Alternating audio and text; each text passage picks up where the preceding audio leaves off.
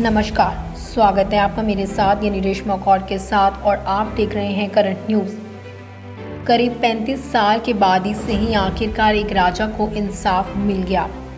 जनपद न्यायाधीश साधना रानी ठाकुर ने 11 पुलिसकर्मियों को आरोपी ठहराया और दोषियों को आजीवन कारावास की सजा सुना दी।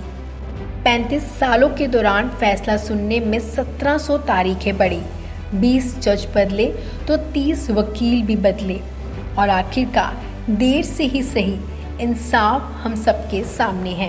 राजस्थान के भरतपुर के राजा मान सिंह अलग पार्टी और निर्दलीय के तौर पर लगातार 7 बार जीतकर विधानसभा पहुंचे।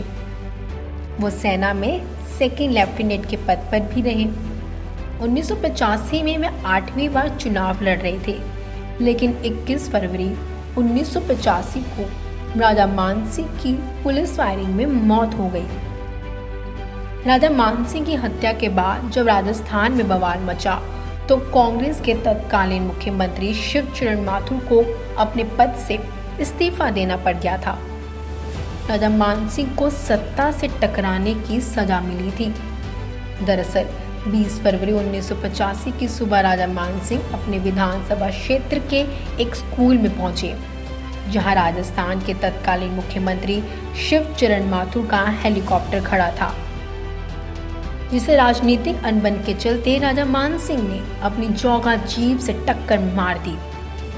इसके दूसरे दिन यानी 21 फरवरी 1985 को राजा मान सिंह अपने समर्थकों के साथ अनाज मंडी से गुजर रहे थे, जहां डीएसपी कान सिंह भाटी फोर्स के साथ तैयार खड़े थे। उन्होंने राजा मान सिंह को गिरफ्तार करने के लिए कहा। वही डीएसपी और राजा मान सिंह में बहस भी हुई, जिसके बाद पुलिस की तरफ से फायरिंग कर दी गई। इसमें राजा मान सिंह, सुमेर सिंह, हरि सिंह को गोली लगी, उनकी मृत्यु हो गई। राजा मान सिंह की हत्या के बाद राजस्थान में भयंकर बवाल मचा, जिसके बाद पहली जांच तत्कालीन जिला कलेक्टर एस अहमद ने अतिरिक्त जिला कलेक्टर आरपी पारिक को 21 फरवरी 1985 को सौंपी थी।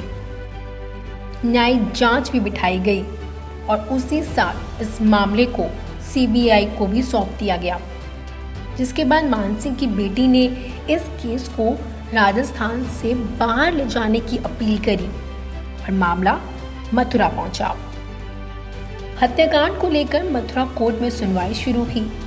मामले की तह में जाने के लिए सीबीआई को जिम्मेदारी सौंपी गई, पर उसकी पड़ताल भी अधूरी रही। लगभग 35 साल गुजरने के बाद अब जाकर इस हत्याकांड की गुत्थी सुलझी है। बहरहाल 35 साल के बाद ही सही राजा मान सिंह को आखिरकार इंसाफ मिल ही गया और अब हत्याकांड को अंजाम देने वाले सजा भुगत रहे हैं। अब तक के लिए सिर्फ इतना ही। ताज़ा तरीन खबरों के लिए आप देखते रहिए करंट न्यूज़। धन्यवाद।